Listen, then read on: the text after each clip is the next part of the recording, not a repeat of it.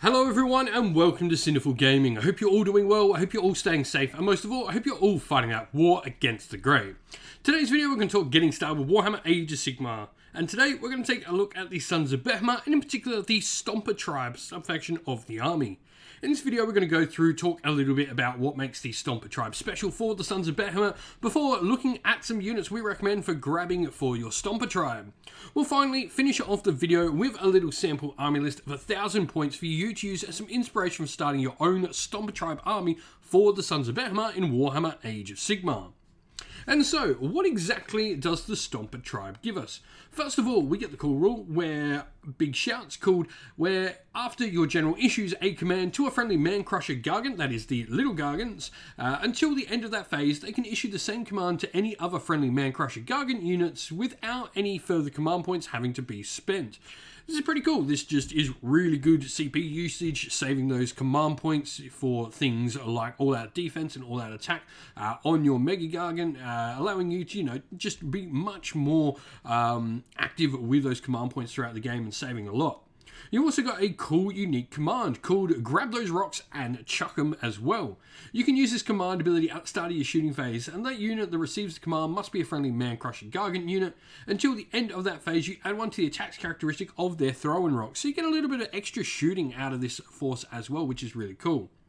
Lastly, you also add one to the damage inflicted by each successful attack made by a Man-Crusher Gargant unit if it targets an enemy unit with 10 to 19 models, or you add 2 to the damage inflicted if it's targeting a unit with 20 or more models. Really making these models and the Man-Crusher Gargants in this particular sub-faction really great at smashing up into hordes. They can be a fantastic unit to use in something like a Bounty Hunters Battalion, though they don't always need it, seeing as they're getting the nice damage bonus here already. Against most units of Galatian veterans will probably be in those sort of size brackets you're already getting the damage bonuses against.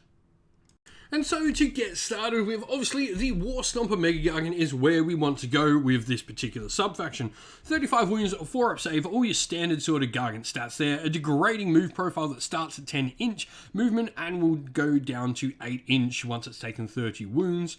Now, we've got a variety of different attacks. You've got the normal sort of Death Grip attack that all your Mega Gargants have for that one attack, the 3s and 2s, Ren -2 damage D6, and if they're ever fighting a monster, they do get to roll 2 dice and pick the D6 damage that they want.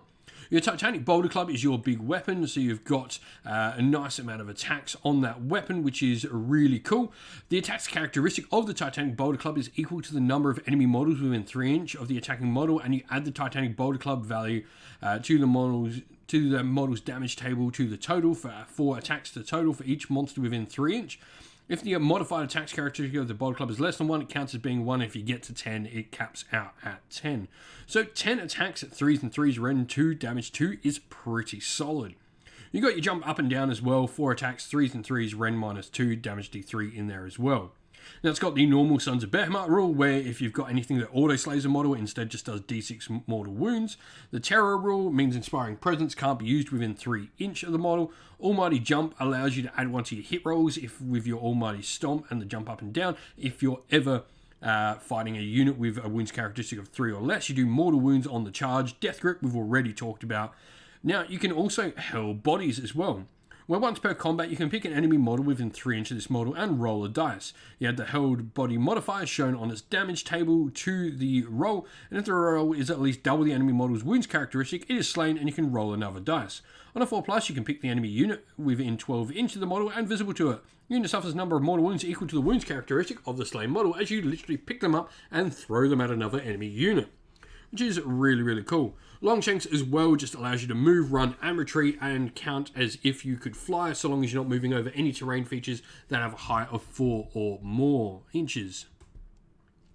Now, alongside this model, the Man-Crusher Gargants are, of course, where a lot of the power lies, especially in this particular sub-faction. Man-Crusher Gargants have 12 wounds each and a 5 up save. They're throwing rocks, only have 1 attack at 4s, 3s, Ren 1, damage D3, though that does go up to 2 attacks each with some of the commands we can use. And they've got a nice 4 attacks at 3s and 3s, Ren 1, damage 2 on them as well, remembering that will go up if you're fighting larger units. They do mortal wounds on the charge. They've got the keep up rule where they get run and charge if they're near a War Stomper or any version of a Mega Gargant, in fact. And they do mortal wounds when they fall down and die eventually thanks to the timber rule. Stuff them in my bag allows them to pick up enemy models and auto-slay, which can be really good for getting rid of particular models, say like a Hecatos in an Ossiarch Bone Reaper unit, or banners that have particularly got rerolls for bravery and all of that sort of stuff as well. Or even something like a Daughters of Cain fighting Witch Elves, removing the musician from the unit so they don't have run and charge anymore. And so here we have our sample army list for the Sons of Behemat for the Stomper tribe. Now, Mortal Realm, just for all that narrative there, and the grand strategy we've gone for, I think it's just an amazing one for the Sons of Behemat, which is Make the Land Tremble. You complete this grand strategy if in every one of your turns a Sons of Behemat Guardian has at least ran or charged. This is pretty simple, especially when you're considering what we put on our War Stomper Mega Guardian here. Now, Triumph, we've actually gone for Bloodthirsty on this. +1 on wound is good, but I think we really want that rerollable charge in this. Now, War Stomper Mega Guardian is going to be our general, and he's got the command trait Eager for the Fight. Eager for the Fight is really cool. This is going to allow him to declare charges up to 18 inch, and he rolls 3d6 for his charges. You can see why we've got Bloodthirsty now.